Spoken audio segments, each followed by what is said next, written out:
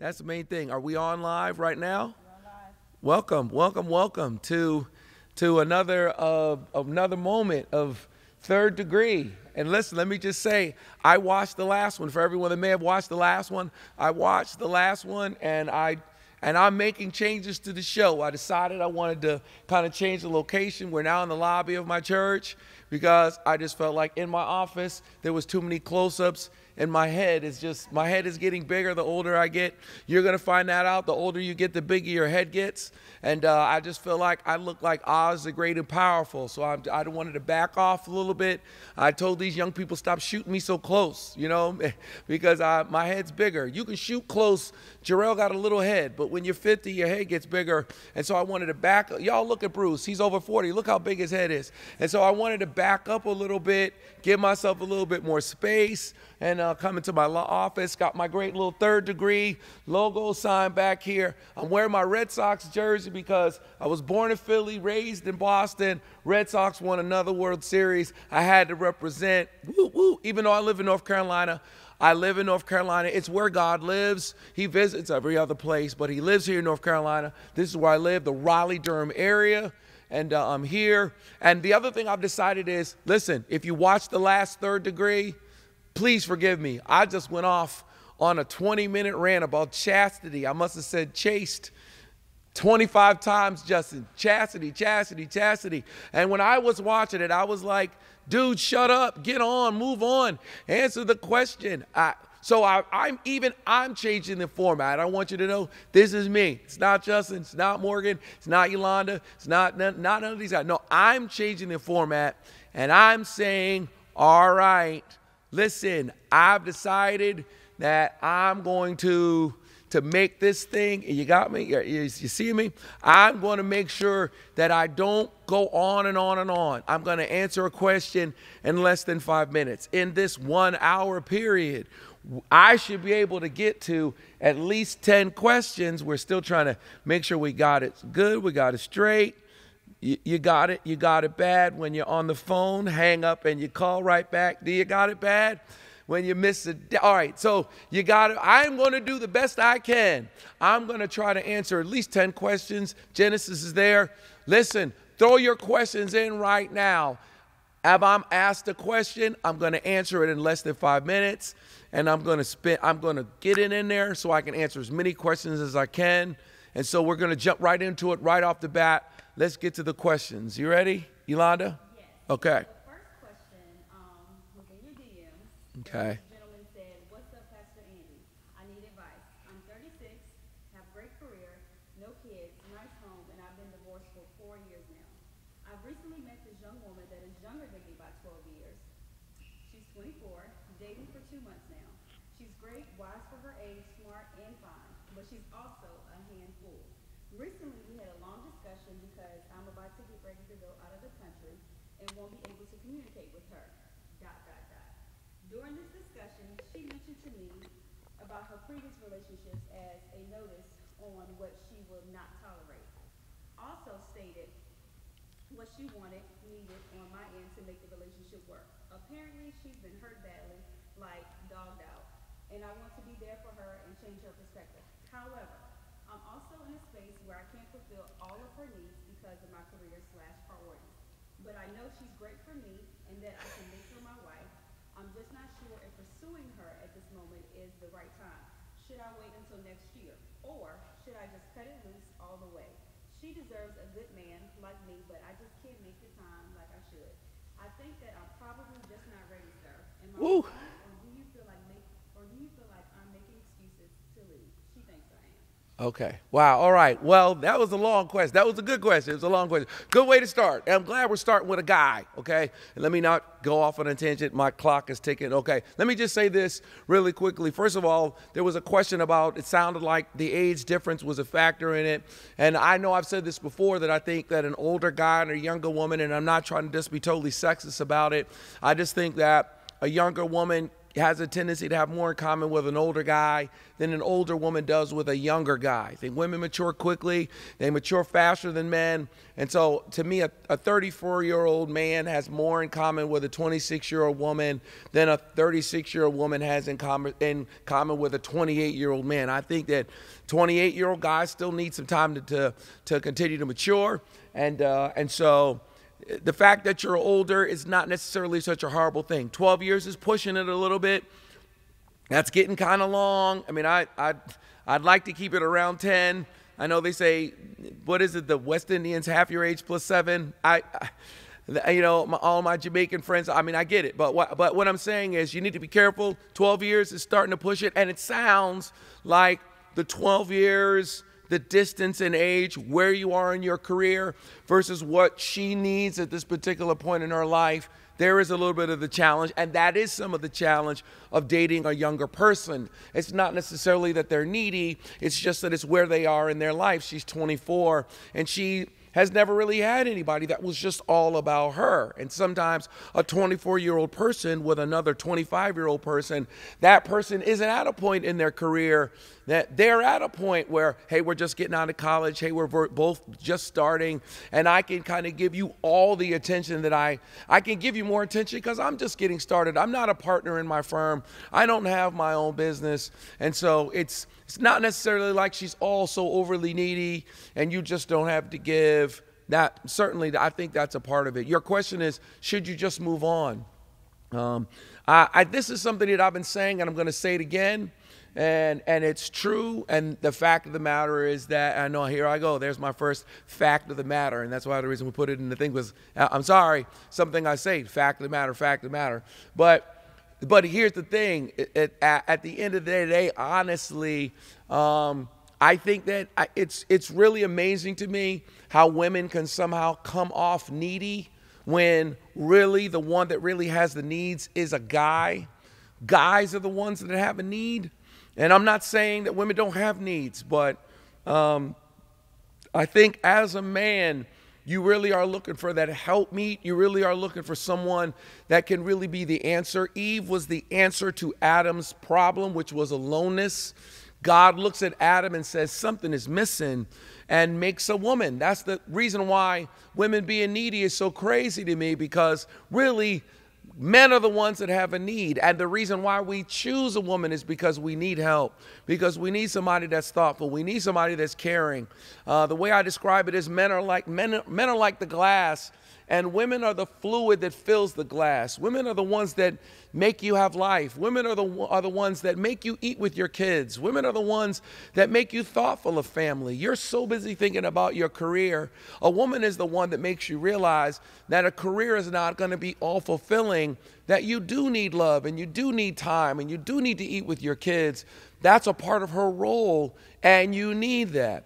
And so I think that you have to be careful that you don't, if you're saying she's wise and you're saying she's mature, then she may be stating some things that you may need to refocus on. And maybe this is why you're divorced. And maybe this is why you've been by yourself for 4 years. Because as a guy, we do have a tendency to relate more to our work and more to our purpose. God creates Adam to put him in the garden to work it. And so it's like man is created to relate to work and purpose, and Eve was created really to help Adam.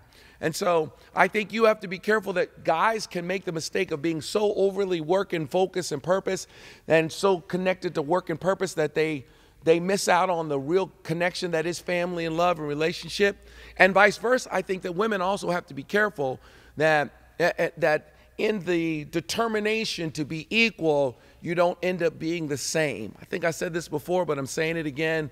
We don't have to be the same to be equal. And I think for women to reach equality, they decided to connect equality and sameness, but that's not necessarily the case. We don't have to be the same for us to be equal.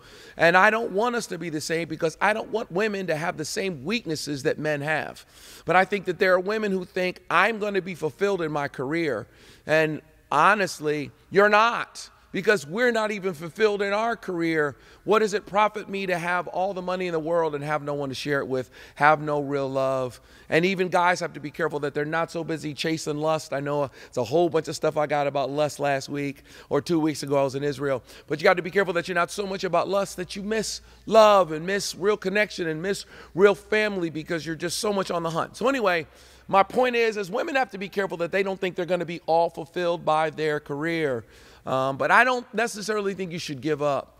And it sounds like she may be helping you to focus on some things that you need to focus on, and you need to give it another chance. That's my 5 minutes. Woo! Next question. It seems as if men are more likely to approach women outside of the church than in church. Is there a reason? I don't know if that's necessarily a fair statement. I think we have to be careful about what it seems versus what it actually is. I think that it is possible to be in church as a woman and be intimidating. I think it's possible for a guy to be intimidated by a woman, intimidated by her spirituality, intimidated by the fact that you feel like she really loves the Lord. And if that does happen, that's unfortunate. Shame on us, gentlemen, that we're quicker to approach a chick in a club than we are to approach a chick in church. It seems to me that church should be the place where you should be looking for somebody. You know, that's what I'm looking for. Where I'm going. You know, remembering movie Coming to America? It's like well, church. There's good clean girls there. Or where I'm going tonight, the Miss Black Awareness pageant. All right, so I mean, church is supposed to be a place where you're supposed to be looking. You want to find a good, solid, no joke, wholesome girl. You want to go to church. I think maybe a part of the reason why guys don't approach women in church is because they know they're not right. And they're afraid that if they get a good church girl, they're going to corrupt her. And so they're afraid they're going to drag her down. And that is definitely a possibility. So for every guy that is thinking, oh, I'm going to go to try to get a good church girl, make sure you're together before you get this church girl, because you don't want to get this amazing church girl and then you end up ruining her. I think you do want to find a woman in church. I think you do want to find a woman who loves the Lord. I say to guys all the time, you need to be with somebody who's more saved than you. I think guys are only but so saved. And I think women are more saved than men, and I think that's a good thing. I'm telling you right now, I'm Pastor Andy, and I'm the pastor, blah, blah, blah, blah, blah. My wife's more saved than me. My wife loves Jesus. I love Jesus, but my wife's more saved than me. I think you need somebody that will pray for you when your head ain't right. I think you need to be with somebody who's going to church and is going to take those little kids to church. Even if you're too tired and you don't feel like going, she's like, well, I'm taking little DeDondre Jr. to church.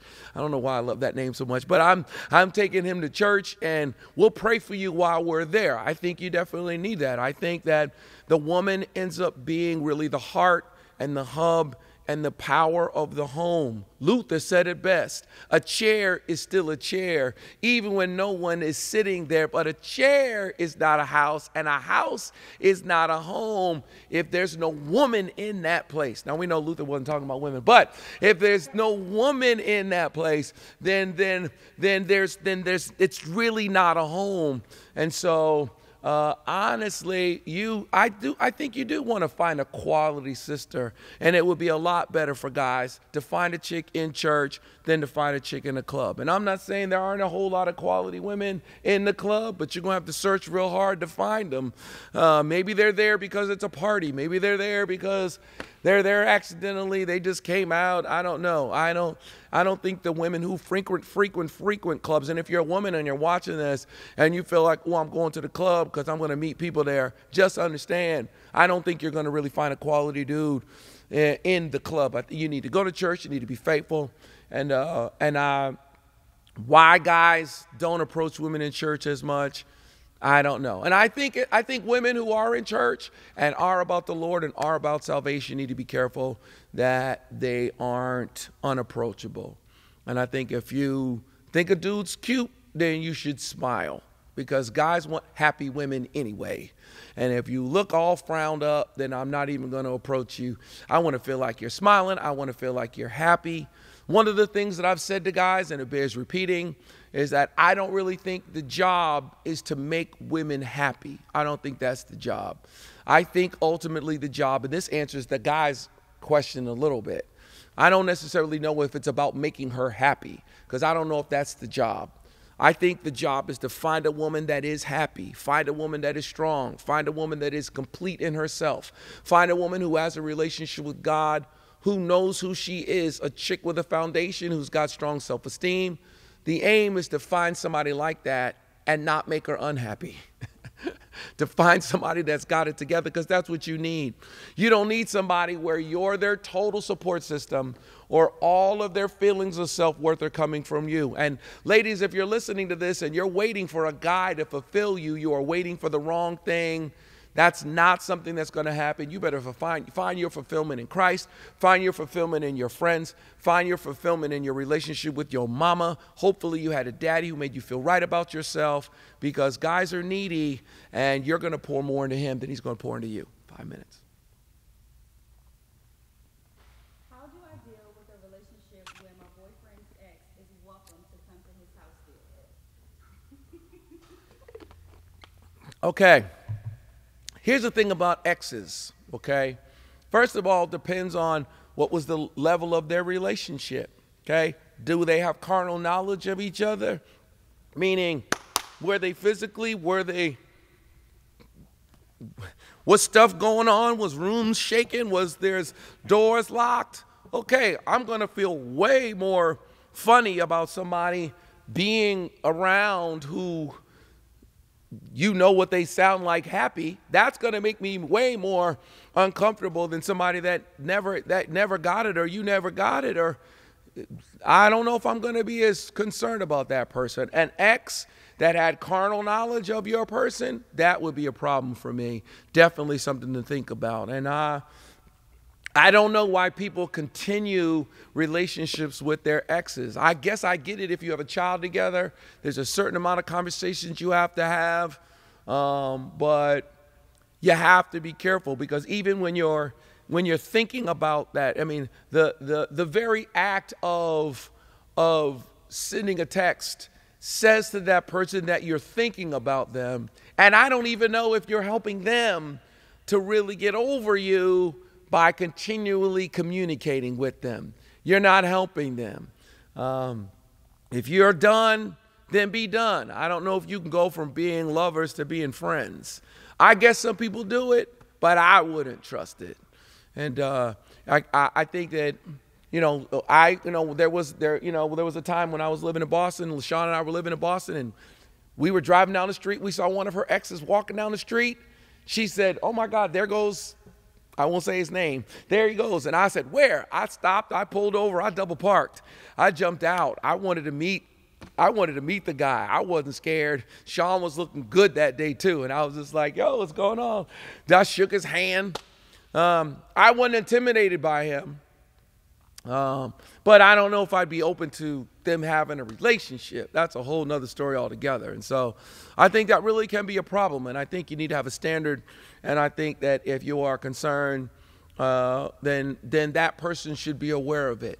And I think the most powerful words that you can ever say in a relationship, and all these questions don't have to be relationship questions, although it has a tendency to be mostly relationship questions, which is fine by me. But I think that the most important thing you can say in a relationship is, "I'm not happy." And the job is for me to try to make you happy and for you to try to make me happy. And although I know I just finished saying a second ago, the job is not to make a woman happy, but to try not to make her unhappy. But if you're dating a guy and he has a very close relationship with his ex and that's making you unhappy, then that really sounds like a deal breaker. And you need to be careful about that. And if you can't just let that person go, there may be something going on behind the scenes. And so that definitely will be concerning to me. I don't know if men and women can be friends, really. I don't think so. I don't think so. It's possible. I don't think so. I mean, I'll tell you what. Men and women can be friends if one of them is just scary. If one of them is just scary looking, then they probably can be friends. It probably is totally platonic. But if they're both cute, or if they're both equally scary, I think you have to be careful about opposite sex. I think it can be difficult. I think it could be sticky, even if it's just strictly conversational. Guys don't have as many words as women do, and so if I'm sharing all these words with this woman who's my friend, then I may run out of words for my wife, who's actually supposed to be my friend. And so I think opposite sex friends, it could be a challenge to you in a real relationship. How do you deal with a partner that doesn't meet your expectations after moving in together? Now you're creating resentment. Well, first of all, sorry, but moving in together is not necessarily the smartest thing to do. I think that statistics bear it out. You know, I read a statistic that said that if you live together first, you increase your chances of divorce by like 40% or something like that. And so it's not like, oh, people live together first and then they figure it out and then that ends up to a better, more long-lasting marriage. That's not necessarily the case. The statistics bear it out. And so I don't know if moving in together and living with one another was necessarily such the smartest, greatest thing to do. If I was a woman, I would never, and I'm not, I know I say this every time, I'm not a woman. But if I was, I wouldn't live with a guy. I wouldn't live with a guy. I wouldn't let a guy get all of the benefits of living. There are so many benefits to living with a woman. Women are so great. Women make a house a home, like I said. Women decorate. Have you ever been to a dude's apartment, a guy's place? Okay, let me tell you something. If you go to a guy's place and it smells amazing and it's really well decorated and the couch cushions match with the curtains, you might really need to question and ask whether or not that dude is fully hetero, because really all the way hetero dudes don't really have a sense of color. It's just maybe unless he says, oh yeah, I brought a decorator in here. My point is that there's so many benefits to having a woman in the house. It's one of the really kind of strange things that's happening today with single mothers who are raising men. It's like there are these single mothers, they're raising men, and they're raising men that it's the craziest thing. They're raising these men to be able to cook. They're raising these men to be able to do all these things that typically guys get a woman to do.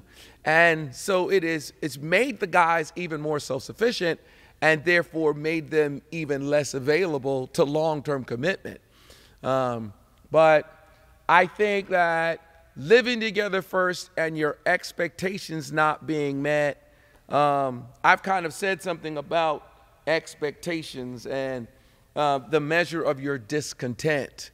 And I'm kind of looking under this desk to see if I can see anything that I can use as an example. It's almost kind of like we'll try to use this. So this notebook. So can you guys see this right here? So it's like if this is what you have and this is what you expect, then this distance is the measure of your discontent. The measure of your discontent is found in the distance between what you have and what you actually expect. And I think a lot of times when I have conversations with married couples, when I have conversations with anybody in relationships, and I think this is especially true when I have conversations with women, because I think that women at this point are just very intelligent, and I think that they have an expectation of guys. I don't really know if I don't know if we can do that. I'm like, can we do that? Is that a guy? I don't know if that's a man, that he's strong and sensitive, that he works really hard and burps babies really great. I don't know if that's really a guy. I think that there's this expectation that I'm going to be masculine enough to fight a dude for you, but sensitive enough to put a baby in one of those baby born things where its kind of head is right on my male boob.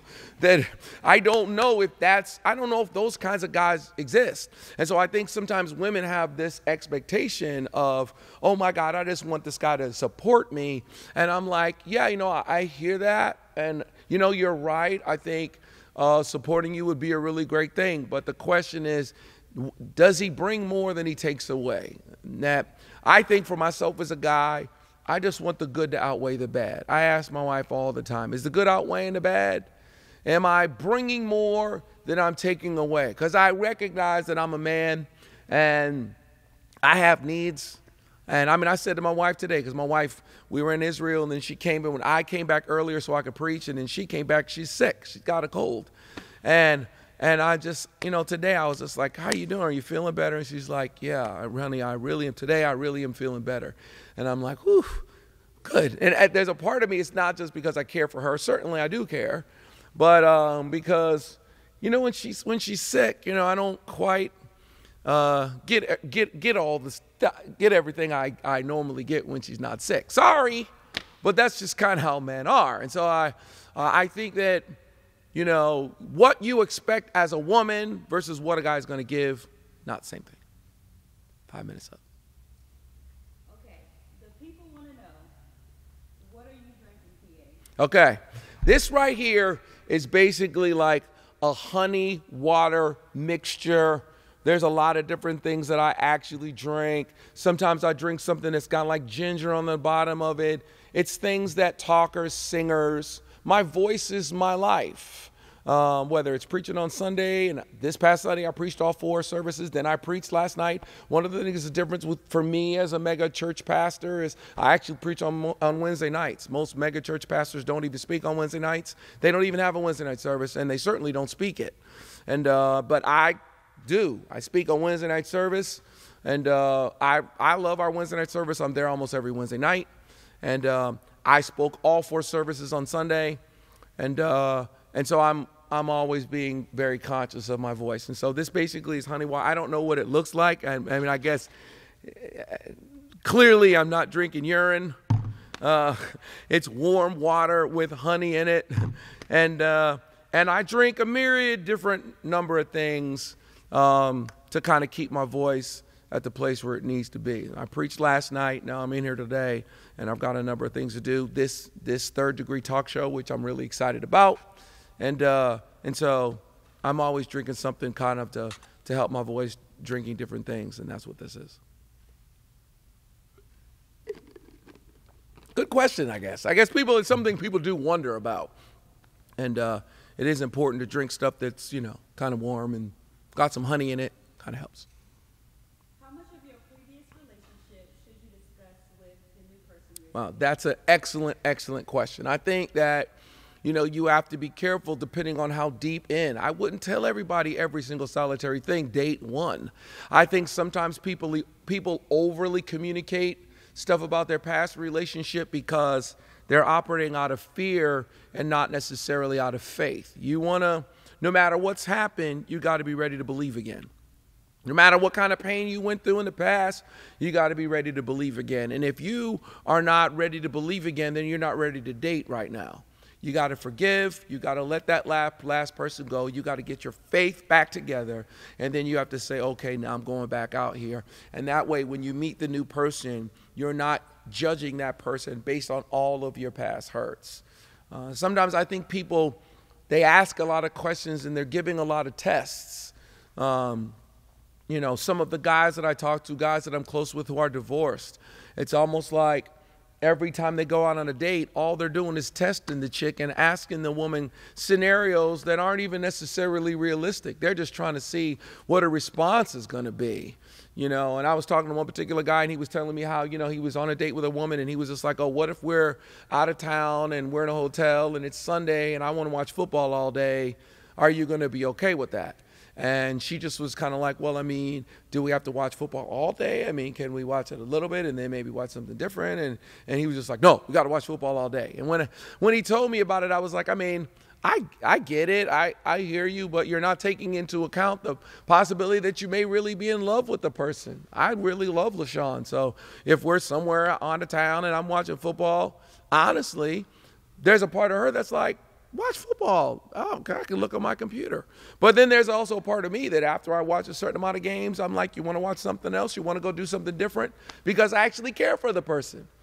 I'm saying all that to say that scenario, sometimes the scenarios that we paint aren't real world scenarios, And I think men and women, I don't think either one of them, I think men and women both do this a lot, in which they're kind of judging a guy based on the last knucklehead dude that you were with. And then anything he does reminds you of that. And so now you're thinking, oh my God, he didn't call me back. And it's just like the last dude who used me and never called me back. When the truth of the matter is that the guy may just be, I'm trying not to say it so much, the guy may just be working out, or the guy may have had a meeting, or the guy may have been busy, and he just didn't have an opportunity to call you back. And it's just so like, oh my God, I can't do this again. D. Dondre did this exact same thing to me. Hey, there goes that name again. And I'm saying, yeah, I hear that, but I think you have to be careful. You have to be careful that you don't accuse a guy of something that's not in his character, because that can make me not want to talk to you anymore. You have to be careful that you don't accuse a woman of doing things. It's just not even in her character to do that. It's just not her. If you question a person's character too much, you may lose them, and they may not want to be around you anymore because you make an assumption about them that they're evil, and they're not evil. There's nothing worse than your good being spoken evil of. And one of the ways in which we get into trouble is we ascribe meaning behind action. We ascribe motive behind action. So someone does something, and then we don't just say to the person, this is what you did and that bothered me, but we ascribe a motive to why they did it. So you said you were going to call me tomorrow, but you didn't call me. Now, you can say that to me, and I say, I know, I'm sorry. Sometimes I don't call back right away. I don't text back right away. My bad, I'm sorry. I need to do better. I'm going to do better than that. But if then your response is, no, you're doing that because you're trying to make me wait, or because you're not. Now you've ascribed a motive to me. And the challenge of that is that you don't know the motives. And you can't judge the new guy based on your last dude's motives. You can't judge the new girl based on the last chick's motives. Maybe the last chick you dated was evil. Maybe your baby's mama is evil. But you have to be careful that your new girl may do something that reminds you of your baby's mama, but that doesn't mean that her motivations are the same. But when we ascribe motives, we really do get out of our lane, especially when it comes to judging. When the Bible says, judge not lest you be judged, it's not talking about actions, it's talking about motives. Motives is God's arena. And so we have to be careful. You have to be careful not to ascribe a motive to someone's action that is not in line with who they are. I'm doing good. I'm feeling this 5-minute thing. Oh, yes, Lord. Next question. Why when men see a beautiful, approachable woman, they just stare instead of approaching her? Shouldn't the man approach the woman? I think most definitely the guy should approach the woman. Here's the thing. Good-looking guys have an ego. The guys who are the scariest looking don't have an ego. That's why sometimes you will see the most butt-looking dude with the cutest girl, because he ain't got nothing to lose. All he gets is turned down. So he will just roll right on the finest girl. Sometimes the finest girls don't get asked out a lot, not by the cute guys, because the good-looking guys have a certain amount of ego. And so if a guy is good-looking, you may have to smile. I'm not saying you have to go up to him, but you may have to show a little bit of interest. You may have to say something to his friend like, yo, I kind of think your boy's kind of, for whatever reason. Sometimes the good-looking guys need that. And I also think that we're just living in a day where dudes are just lacking swag, and guys just ain't got no game no more, and they just don't know how to roll on nobody and be like, yo, I got to get with you. I think they don't know how to do that. And I think the reason why that is because I think women are just too easy, and I think women have no standards, and I think women are asking guys out, and women are, just being really super, super aggressive. And so I know, that when I had my sons, I was excited about having sons, because I felt like, okay, I've been, watching to protect my daughter all these years, my daughters. And, but actually, these women are quick. They're fast. They're aggressive. And, even my daughter, one of my daughters is still single. And I think that one of the reasons why she's still single is because she's just not thirsty like everybody else. And I think that guys aren't necessarily used to somebody that's not overly thirsty. But I think that Especially if you're an extremely attractive woman and you feel like you're not being asked out, it may be because you're just so attractive that you've become a little bit unapproachable. And that's why you have flies buzzing around you. It's not because you're trash. It's because you're honey and you're attracting more flies than bees because, I don't know, bees have a stinger. I don't know. Trying to find something that works. Again, falling apart. But anyway, what I'm saying is then you may have to smile. You may have to, I don't think you should necessarily be thirsty. I don't necessarily think you should ask a guy out, but you may have to let somebody know that you are interested in him. And I think attractive guys, smart guys. And I think it's even harder now because I think if a guy really is attractive and if a guy really is together and a guy really does have stuff going on, then there are women who are letting him know that they are interested in him. And so you may be coming off cold and you're not even cold. You're just being how you should be. But the game has changed. And what you really need to do is you women need to have a meeting. All of you. You need to pull all of you together. You need to guys see y'all. Y'all all need to send a text around the world. You all need to have a great big meeting together, a rally, a million women's march. March on Washington. Put somebody up on the podium who ain't somebody that can say, okay, listen, ladies, all the single ladies, put Beyonce up there and let her tell y'all if you like the thing, you should have put a ring. Have somebody with some self-esteem say, listen, let's come together and let's go on strike and let's decide nobody's getting it if they ain't coming correctly. And everybody in here that's overly thirsty and fast, we need you to calm down because you're flooding the market with it. And if we tracked booty on the NASDAQ, it would be plummeted right now because you have flooded the market with it, that the demand has exceeded, the supply has exceeded the demand.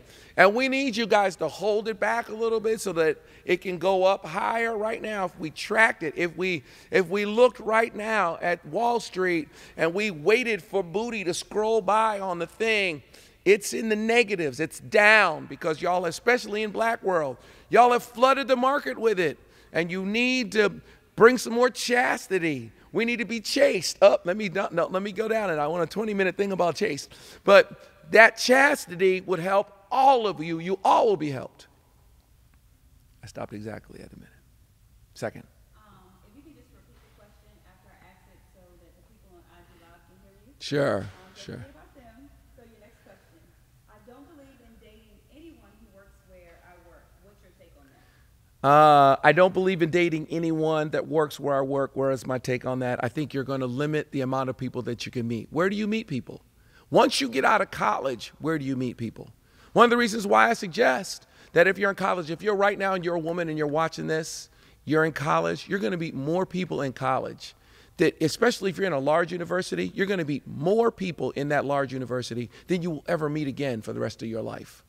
You got older people, you got grad students in there. If somebody rolls on you and asks you out, listen, I told my daughters, go to school, get your degree, hallelujah. If you can come out of there with a man too, Jesus be a fence all around us. Now you did it. Now you done double dipped. You didn't just get the cone. You got the chocolate coating that's on the top of it. Now you're talking. You just made a sundae now. I mean, you can leave with just the ice cream, but you leave with a guy, and now you got a banana split. You put some hot sauce on. You put some chocolate sauce. Okay, anyway, my point is that if you graduated from college and you're in the work world, where are you going to meet someone? How many new people do you get to meet every year? How many? I mean, if you go to a church, even if you go to a church as large as ours, at some point it starts to settle and you're starting to see the same people all the time. Somebody new rolls through, but that's not the norm. Where are you going to meet a new person? You're going to get on Match.com. You're going to get on FarmersOnly.com. You're going to get on NegrosWithRims.com. How are you going to meet someone? I don't know. So I feel like if there's somebody at your job that's trying to holler at you, go to lunch. Go out with the person. The real issue is, are you going to sleep with somebody at work? And I would suggest that you not sleep with anyone at work. But I would suggest that you not sleep with it. Listen, when we're on here on Third Degree and we're talking about relationships, understand I am trying to talk about relationships that lead to something long-lasting. I'm not talking about something that's just for the spur of the moment, just for you to feel good right now. I'm trying to get you with somebody that's going to be with you when you're not as cute. That's what you want. This morning, my wife made me breakfast. She makes me breakfast almost every single day. She made me breakfast this morning. She made me this really cool omelet, and she made me a bagel. And I said to her, now listen, girl, you can't be feeding me bread every day. You know what I'm saying? I got these TV shows. I can't be eating bread all the time. Stop trying to fatten me up so won't nobody think I'm cute. What I'm saying is that, I know I got you. Okay, good. I can take a deep breath. I got somebody. That doesn't mean I just want to let myself go and go to Krispy Kreme every time the hot sign's on. I want to keep myself up. And so my point is that you want to stay consistent and really get to know one another, but that doesn't mean you sleep with each other. The problem with sex is a glue. I haven't said this on this show yet, but I've said it in some of the teachings. Sex is a glue, okay? And it sticks stuff together, okay? And I mean that just in the most non-literal sense. Sex is a glue that sticks you together. It's a powerful glue. It's like crazy glue or super glue. Now, the great thing about super glue or any of these Flex Seals or these, have you seen these bonds now where it's like, if we put it together, it'll never come apart again, okay? Then the problem with it is, the blessing of it is if it's sticking something together that should be together, it's great. But if it sticks something together that should not be together, it can be bad. And so you need to be careful. What you're concerned about is sleeping with somebody at the job. I got you. I don't think there's anything wrong with dating somebody at the job, going to lunch with them, really getting to know them better, it turning into a long-term relationship that leads to an engagement, that leads to you inviting everybody at the job to your wedding. And you're there actually in white because you have never let that dude hit it. And so now you cut the cake and the reception is quick and y'all go off on a honeymoon. That is a love story. That's a success story to me. Should you date somebody at your job? Sure, date somebody at your job. Should you just be randomly sleeping with dudes in the broom closet at your job? Heck no, you should not be randomly sleeping with dudes in the broom closet at your job. You need to keep yourself, but you don't need to be randomly sleeping with anybody in a broom closet. You want to be chaste. Chastity. Okay, I'm done. Next question. If a man has made it clear that he is a loner and has never been in love, in quotation marks, he's 35 years old, is it worth risking? No. Run. Run as far as you can, run as fast as you can. Nope, not worth it. Absolutely not. Actually being in a meaningful relationship begins with you recognizing that you need to be in a meaningful relationship. You have to realize that you need a woman because a woman is going to bring a certain amount of blessing to you at a price. And you have to be willing to pay that price for that blessing. Women are a significant blessing, but there is a cost to it. And I don't even mean a monetary cost. I just mean a cost of some of your independence, a cost of your trust. You're going to have a certain amount of conversations. You're going to have to take her out. You're going to have to take her on vacation. You're going to have to be thoughtful. You're going to have to be caring. You're going to have to listen if you're going to get a good one. And so you have to go in knowing that you get what you pay for. Oh my God, that just sounds so horrible. Like I'm just totally, denigrating women to just being some kind of a commodity. But you get what you pay for. You do. I love the dollar store too, but I'm not buying no pen from a dollar store because you can buy a pack of 100 pens for $1 and every one of those pens is worth a penny. You're going to get what you pay for. And the same way, the more quality a woman that you get, the more you're going to have to be responsible and thoughtful and caring. And I think a guy needs to go into that knowing, yeah, I'm ready for a long-term relationship. I wouldn't try to talk a dude into one. I wouldn't try to believe, well, I can be the one that can turn him around. No, boo-boo, you can't. Especially not today, because there's just too much out there. As I said, the Dow, it's low. It's flooded. I'm sorry. He has to know. He has to be ready. And if he's 35 and he told you he's a loner and he's not ready, then he's not ready. And don't try to change him. You need to look again, check again, believe in God, believe in yourself. God must have somebody better for you than that. I think the beginning of really being in a lasting, long-term, lasting relationship is acknowledging that you actually have a need. And I think if you're a guy and you think you don't have a need, then you're not ready. I think a good woman is the answer to your needs, and you have to be prepared to admit that you are frail and that you are human and that you're not perfect and you don't have it all together and you need help. And if you can't admit that, then you're not ready for a woman. A woman is there to help you. That is why they're here. They are here to help. And the dumbest thing we could ever do is to reject the help that women bring us. They make us more complete. They make us more complete as a society. It is an attack of the enemy for women to be treated less. It is an attack of the enemy for women to not be allowed to vote. That's an attack of the enemy. We're going to make a better decision with women's input because we need their help. It is an attack of the enemy for women to be treated like property and cattle and treated like slaves because they actually are here to help. They're not here to be used. They're here to help. And so until you acknowledge that you need help as a guy, because you do, and until you acknowledge that, you need more than just help with your sexual challenge. You need help in your life. And when you realize that as a guy, then you start looking for somebody that has the gifts and the abilities and the qualities that can actually help you. And if you're not ready to be somebody's help, then girl, that's why you're unhappy. You're unhappy because you just thought a man was going to complete you, when the truth of the matter is that you needed to be complete in yourself. And you needed to come from a place of strength, because the guy, as strong as he's trying to be, has to acknowledge and recognize that ultimately he is weak. Woo, that was deep. This piggybacks off of the question that you just answered. This person wants to know, why do we often look to someone else to love us in ways that we haven't loved ourselves yet? Why do we often look to someone else to love us in ways that we haven't loved ourselves yet? I mean, I think, unfortunately, a part of the challenge is that right now in America, we're so lacking when it comes to parenting. We're so lacking when it comes to fathers. We're so lacking when it comes to really good mamas, but especially really good fathers. I think if you're a young woman, I think a father really does give you a certain sense of self, and there's a confidence that you have in yourself and know who you are, and really teaches you how to really love yourself, because it really is the greatest love of all. And that ability to actually love you is such a powerful thing. And if you didn't get it from your earthly father, then you really need to get it from your heavenly Father. And you need to develop a relationship with the Lord. You need to get some good counsel.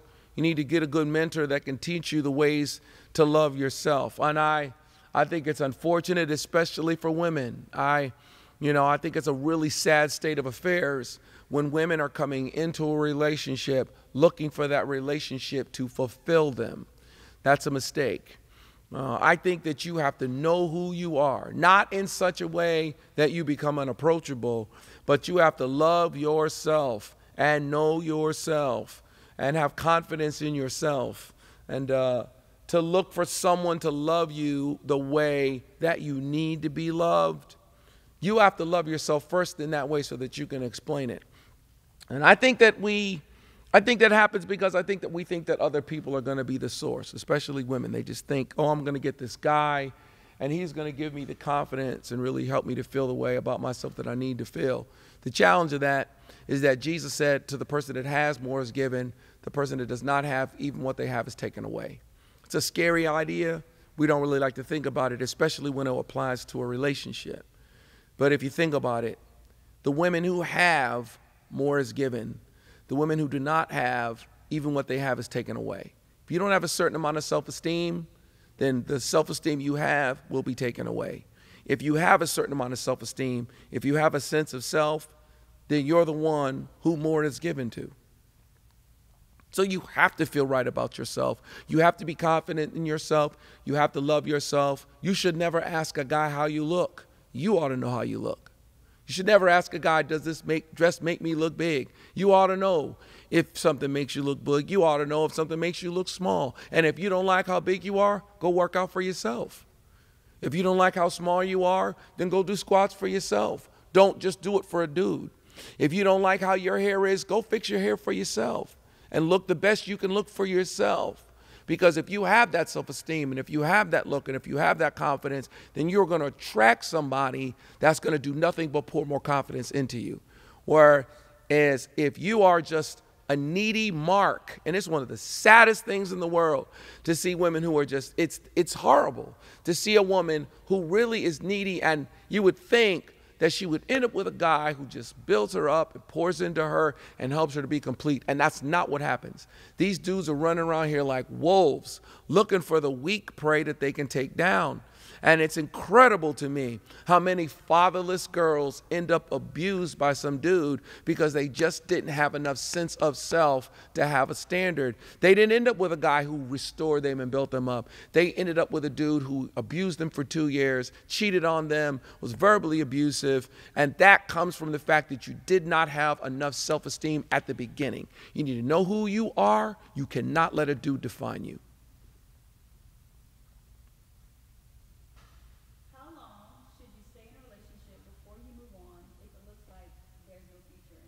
I give my acid test. I get this question a lot, but I say, listen, you ought to know within 9 months. You ought to know within 40 weeks. A gestational period for a child, you ought to know in 40 weeks. It takes 40 weeks for a baby to come to fruition. A relationship is like a new child. You should know within 40 weeks. Within 40 weeks, that baby ought to get heavy and it ought to be birth time. And I wouldn't marry anyone that I hadn't known for at least a year, but I wouldn't be in a relationship with anyone longer than 18 months if I don't know where it's going. I just wouldn't do it. That's ridiculous. And so I think you ought to know in 9 months, like I could spend the rest of my life with this person. And if they don't know in those 40 weeks, then they ain't never going to know.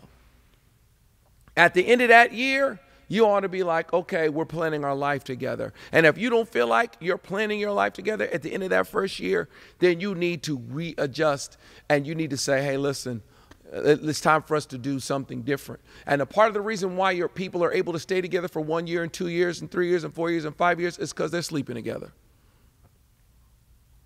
And I know me talking about not sleeping together before you're married sounds like something so overly conservative, like not eating shellfish or something like that. But I'm just telling you that the Lord didn't tell us that just because God's all annoyed about sex. He's the one that created it. The reason why the Lord is saying that is because it's the way to put the relationship together right. And the reason why people end up in a 2-year relationship is because they have a physical connection that trumps whether or not they have a relational connection. Really, you ought to know. And my acid test is date for 9 to 10 months. At the end of that 9 to 10 months, see each other every day for 90 days. If you can see somebody every day for 90 days and you're not sleeping with them, and there's the caveat. If you can see somebody every day for 90 days and you're not sleeping with them and they don't get on your nerves and you don't feel like, oh my gosh, dude, then you know you have really got something lasting. Are you in agreement? Okay. Can you be together? The question is, can you agree? And I give 5 things in which you need to be in agreement about. If you've never heard it, I'm saying it now. It's mine. It's trademarked. SMIRK. Sex, money, intangibles, religion, kids.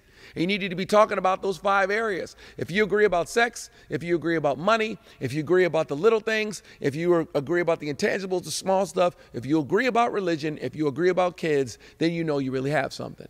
Now the question is, can you communicate? If you're arguing every week, you cannot communicate. If you argue every day, you can't communicate. If you have a fight every month, you either don't agree about those 5 areas, SMIRK, smirk. You either don't agree about one of those 5 areas or you just can't communicate. Y'all are too much alike. Both of you are too extroverted. Both of you are too introverted. One of you is crazy. Whatever the issue is, if you can agree about those 5 areas and you can communicate, then what are you waiting for? What are you waiting for? What's he waiting for? And honestly, marriage is the kind of thing that requires a long-term commitment to do it. It's why the living together doesn't work.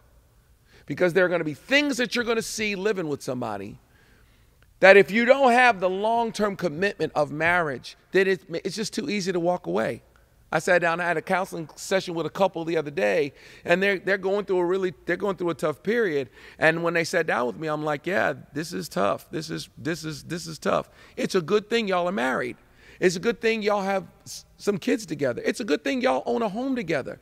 This thing ain't as easy to break up. You can't just quit each other. This ain't the 8th grade. So the reason why you are here sitting down with me trying to figure out whether or not you can save it is because you're in too deep. We've got contracts that have been signed. You're married. Believe me, that connection is required to make you do the work to stay together. And if all you're doing is just living together, it's too easy to just move out and go back to your mama and get another place. You're not connected enough legally. And I wouldn't want somebody to see me in my scarf if they are not all the way signed on the dotted line. Before you just wrap up and start making pancakes, girl, you better have a ring. If he likes it, then he better put a ring on it. He better put a ring on that before he sees you all raw and twisted and curlers and with your acne cream all in the middle of your forehead. I would suggest that you have a ring on there before you start living with somebody. Ooh. When